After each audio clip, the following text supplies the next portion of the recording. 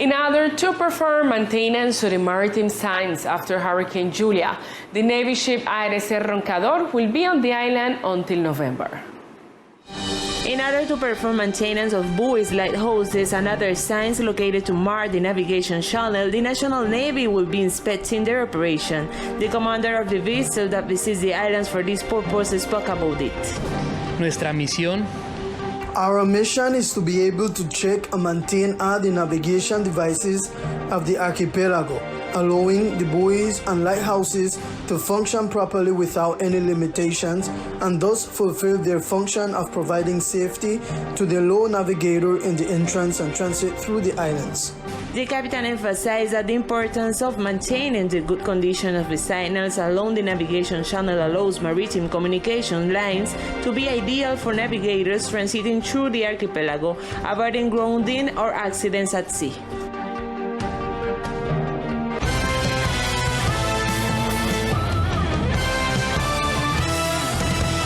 A strong fire broke out last Sunday morning at the site known as Punto Verde. Firefighters, military, police, and private companies supported the extinguishing of the conflagration.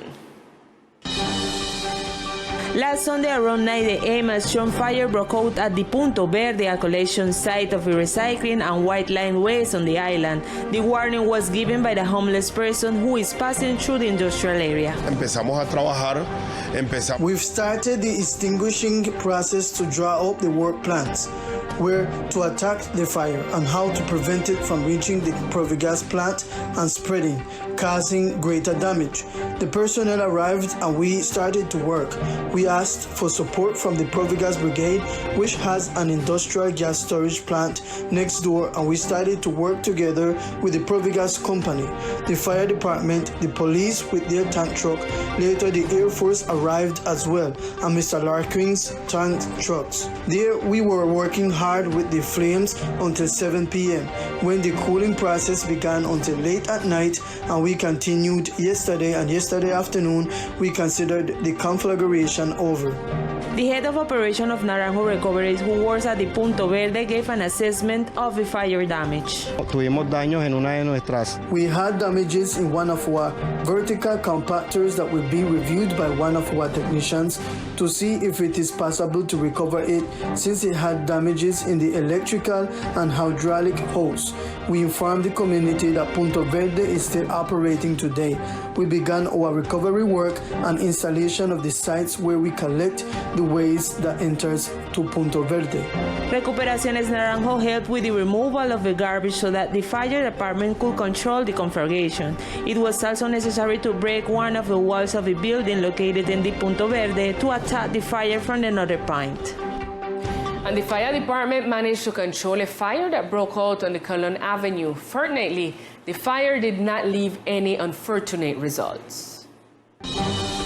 In recent days, the fire department assisted an emergency at the deposit located on Colon Avenue, who controlled a conflagration that occurred in said establishment. They are the celebrations of the Obrero neighborhood for its birthday and anniversary.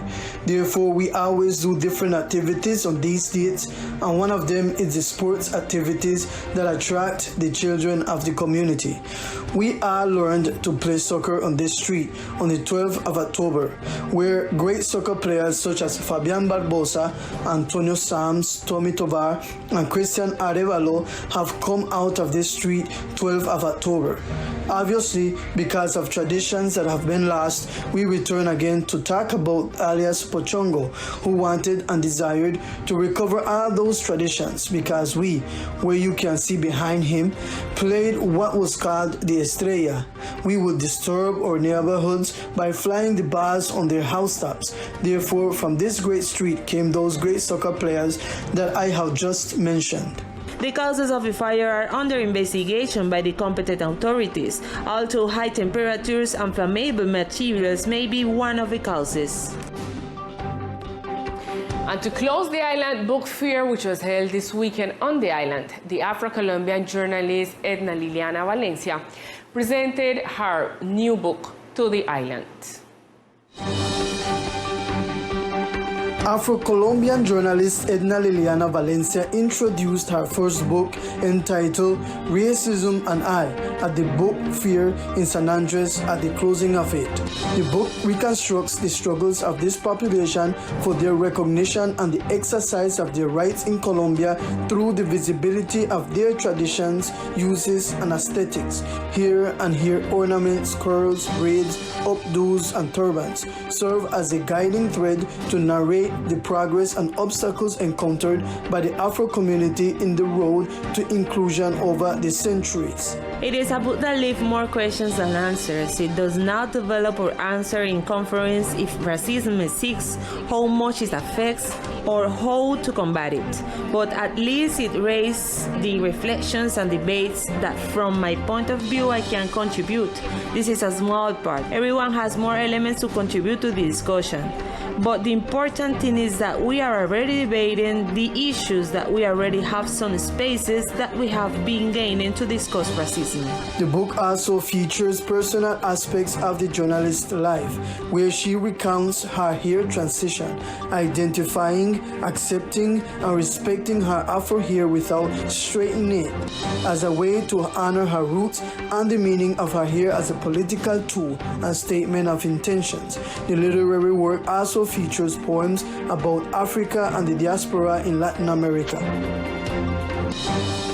With pride and satisfaction as regional channel Teleislas, we are informing the community that 3 of our programs have been nominated for the TAL Awards. Here is the information. The nomination of the TAL Awards, recognizing the best of public educational and cultural television in Latin America, have been announced. Teleislas is proud to share with the island community 3 nominations for these awards. This is a very important announcement for us in Teleislas that we want to share with all the community, and this is 3 nominations that our regional channel received in the Premios TAL. The Premios TAL is an organization that gathered the most important public and cultural medias in Latam. So this is very important for us, for you all to know that our productions, they are being outstanding not only here in the Department Archipelago, but also nationally and internationally. Teleislas regional channel nomination are for Children Micro Program, Mi Mundo Interior from Teleislas. For Regional Musical Content, Golden Classic Teleislas. Journalistic Regional Program, Secuelas from Teleislas. And during this weekend, the tragic news of the death of our colleague Federico Olivo was known, who in life fulfilled journalistic work in favor of keeping informed the community of the islands through his alternative means of name Noticias Hoy. Similarly, Olivo also worked as an audiovisual producer in charge of the transmissions in social networks of the sessions of the Departmental Assembly. The Assembly reported that they will be doing a viewing of the body of the journalists in their facilities once the body arrives at the department. To his family and closest relatives, we offer our sincere condolences from the team of Teleislas News and our regional channel Teleislas.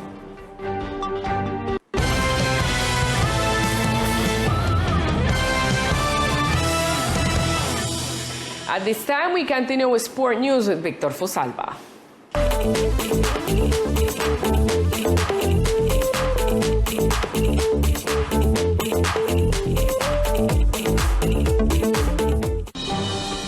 Hello, here are the best sports of the islands. A tight match was played by the Caribbean Storm and the Bucaros in basketball. An important victory for Caribbean Storm after beating the Bucaros team in a very tight game. Bucaros wasted important possession in several opportunities at the end of the game, a situation that Caribbean Storm took advantage of to win the game 68-67. Great night for the North American player Foster, who stood out with 20 points, 7 assists, and 5 rebounds. Poor night for the mid-range shooters, who did not have a great day with their 3-point baskets. This is how Coach Ivan Garcia summed it up. Maybe this was not our best game, but it usually happens when it is a long series. This is a series that will go to 4 games. We are in the 3rd game and the teams make the necessary adjustments in consecutive ways and the teams end up better prepared. We tried to make long possessions. We tried to get the ball with the advantage of our tall men. We were very desperate in handling the ball. Many times when throwing the passes, but in the end, we were able to close it. Not in the way we would have liked, but in the end, we got the game and managed to win. Tonight, the second game between Bucaros and Caribbean Storm will be played at 7:40 p.m. These are the rosters presented by the two teams. And Barrio Obrero commemorated his 54th anniversary with a traditional sport and recreation.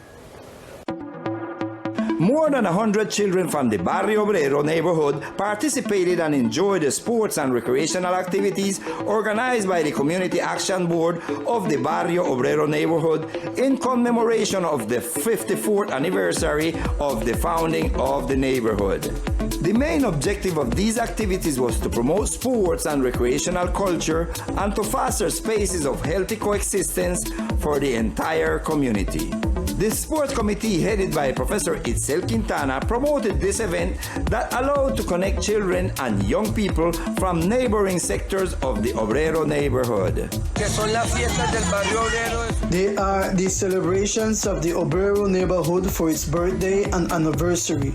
Therefore, we always do different activities on these dates, and one of them is the sports activities that attract the children of the community.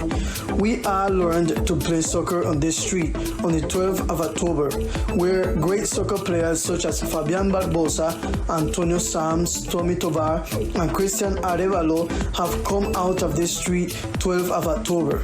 Obviously, because of traditions that have been lost, we return again to talk about alias Pochongo, who wanted and desired to recover all those traditions because we, where you can see behind him, played what was called the Estrella. We would disturb our neighborhoods by flying the bars on their housetops. Therefore, from this great street came those great soccer players that I have just mentioned. Spaces like these are essential for the community where sports, recreation, and culture generate healthy habits, as stated by Professor Itzel Quintana. And this will be all in sports for the moment. I am Victor Fusalba, Teleislas News. Thank you, Victor. With sport news, we reach to the end of the broadcast. We see you tonight at 8 p.m. with more of Teleislas News. Good afternoon.